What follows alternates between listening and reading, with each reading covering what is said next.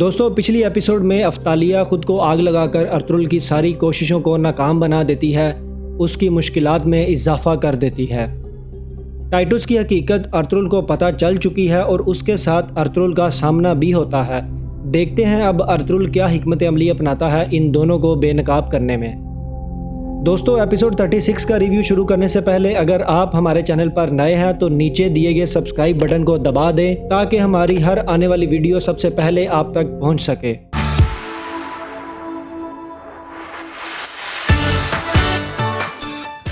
سلطان کو اسما کی موت کی خبر دی جاتی ہے۔ ناصر سلطان سے جھوٹ پہ جھوٹ بولے جاتا ہے، اسما کا قتل بھی ارطغرل پہ ڈال دیتا ہے، کہتا ہے بہت دردناک موت دی ہے، لیکن اسما آخری وقت تک آپ کا نام لیتی رہی، اس کی دردناک چیخیں ابھی بھی میرے کانوں میں گونج رہی ہیں میرے آقا۔ پھر سلطان کہتے ہیں ناصر تم نے درویشوں کو کیوں مار دیا؟ بزرگ ہستیوں پہ اتنا ظلم، تمہاری عقل کھپت ہو گئی تھی کیا ناصر؟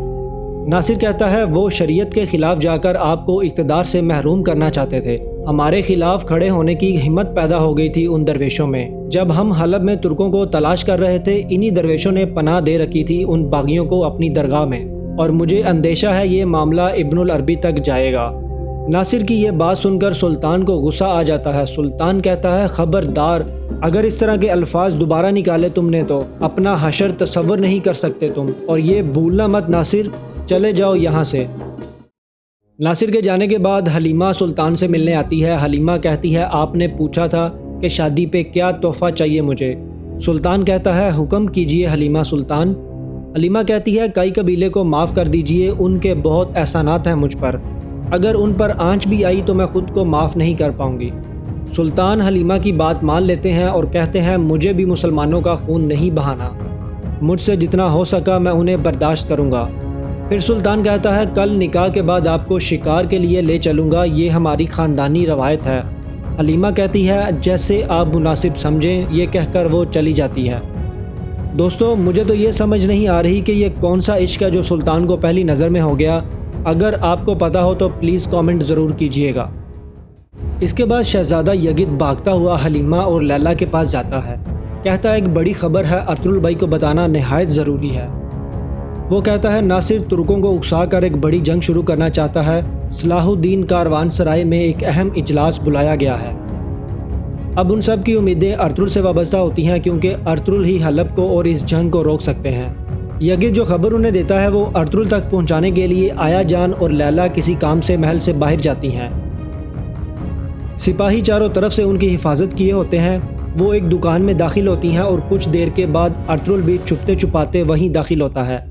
لیلا ارطغرل سے کہتی ہے میدان جنگ میں تو آپ کامیاب ہیں لیکن عشق میں ناکام، میں بہت پریشان تھی کہ کچھ ہو نہ گیا ہو آپ کو۔ لیلا کہتی ہے یگد سے ایک بڑی خبر پتہ چلی ہے، اوس قبائل کا اہم اجلاس بلوایا ہے ناصر نے، وہ ترکوں کو شہزادے نعمان سے اتحاد کرنے پر قائل کرے گا اور سلجوق سلطان کے خلاف بغاوت پر اکسائے گا، اور یہ اجلاس صلاح الدین کے کاروان سرائے میں ہوگا۔ ارطغرل کہتا ہے مجھے فوراً جانا ہوگا، اس اجلاس کو ناکام بنانا ہوگا، اور آپ فکر نہ کریں آپ کے چچا جان محفوظ ہیں، بہت جلد آپ کی ملاقات ہوگی ان سے۔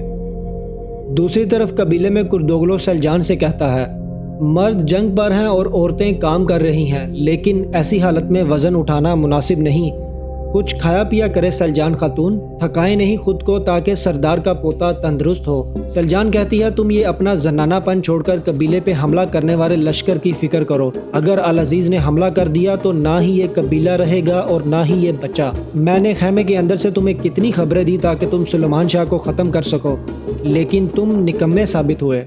اس کے بعد وہ باقی سب لوگوں کے پاس جاتی ہے جہاں آئکز عورتوں کو تیر کمان چلانا سکھا رہی ہوتی ہے۔ سلجان آئکز سے کہتی ہے اگر صلیبیوں نے ترغت کو قید کر لیا تو اس کا غصہ تم ان بیچاریوں پہ کیوں نکال رہی ہو؟ آئکز کہتی ہے اور تمہارا شوہر کیا گیا، جو تھوڑی بہت عقل تھی تم وہ بھی کھو بیٹھی ہو سلجان، سب تمہاری حالت کی وجہ سے تمہارا لحاظ کر رہے ہیں لیکن میں ان میں سے نہیں، اور تم امید سے ہو بھی یا نہیں یہ بات تو اللہ ہی جانتا ہے، کیا پتہ کوئی کہانی گڑی ہو تم نے۔ سلجان کو غصہ آ جاتا ہے اور وہ اسے مارنے کو آتی ہے لیکن ہیما خانم انہیں خاموش کروا دیتی ہیں۔ اس کے بعد سلیمان شاہ وہاں آتے ہیں اور کہتے ہیں تلوار نکال لو کردوغلو۔ کردوغلو کی تو جیسے کوئی لاٹری نکل آئی ہو، تلوار نکال کر ٹوٹ پڑتا ہے سلیمان شاہ پر، خوب تلوار بازی کرتے ہیں دونوں، اور آخر میں سلیمان شاہ کردوغلو کو شکست دے دیتے ہیں، بیچارہ کردوغلو۔ سلیمان شاہ کہتے ہیں دشمن ہم پر آن کھڑا ہے، اگر ہم شکست کھا گئے تو دشمن کی شمشیریں ہوں گی اور ہمارے سر، یاد رکھنا یہ بات۔ آخر میں سلیمان شاہ کہتے ہیں تم کافی ماہر ہو کردوغلو۔ تعریف کے لیے کردوغلو ان کا شکریہ ادا کرتا ہے۔ اس کے بعد حلب سے ایک کماندار سلطان العزیز کا پیغام لاتا ہے اور سلیمان شاہ سے ملاقات کرتا ہے۔ کماندار کہتا ہے سلیمان شاہ تمہیں دی گئی مہلت اب ختم ہو چکی ہے، تم نے ہمارا سکون برباد کر دیا ہے، تمہیں اس کی قیمت چکانا پڑے گی۔ کماندار کہتا ہے او بوڑھے، لگتا ہے تمہیں اپنا سر کٹانے کی بہت جلدی ہے۔ پھر وہ انہیں العزیز کا پیغام سناتا ہے، کہتا ہے پہلی شرط یہ ہے کہ غدار شہاب الدین اور ارطغرل کو ہمارے حوالے کرنا ہوگا۔ دوسری شرط سلطان علاء الدین کے خلاف دیگر ترک قبائل کی طرح ہمارا اتحادی بننا ہوگا۔ اگر تمہیں یہ شرط قبول ہے تو حلب کی دولت میں تمہارا بھی حصہ ہوگا۔ سلیمان شاہ کھڑے ہوتے ہیں اور کہتے ہیں پہلے آداب گفتگو سیکھو کماندار، جس شخص کو تم نے بوڑھا کہا ہے وہ تمہارے جیسے کتنوں کے سر قلم کر چکا ہے، ایک اور سر قلم کرنے میں دیر نہیں لگے گی مجھے، حد میں رہو اپنی۔ العزیز سے کہہ دینا سلطان علاء الدین کے اشارے پر سلیمان شاہ جان بھی دے سکتا ہے، العزیز کی کوئی شرط نہیں مانیں گے ہم، جا سکتے ہو تم۔ دوستو یہ تھا ایپیسوڈ 36 کا ریویو۔ اب اگلی ایپیسوڈ میں دیکھتے ہیں کہ سلطان العزیز سلیمان شاہ کے دیے جواب پہ کیا کرتا ہے، کیونکہ وہ حلیمہ کو کائی قبیلے پر حملہ نہ کرنے کا وعدہ کر چکا ہے۔ اب وہ کیا کرے گا، let's see in the next episode. Ertugrul نے پوری کوشش کی اسما کو بے نقاب کرنے کی، لیکن ناکامی اس کا مقدر بنی۔ اب ارطغرل کا کیا پلان ہوگا، I can't wait to see next episode. دوستو آپ کو کیا لگتا ہے ارطغرل اگلی ایپیسوڈ میں کیا کرے گا؟ ویڈیو کو لائک کر کے اپنے دوستوں کے ساتھ شیئر کیجئے گا اور کامنٹ سیکشن میں اپنی قیمتی رائے کا اظہار ضرور کیجئے گا۔ ملتے ہیں دوستو نیکسٹ ویڈیو میں، take care and thanks for watching this video.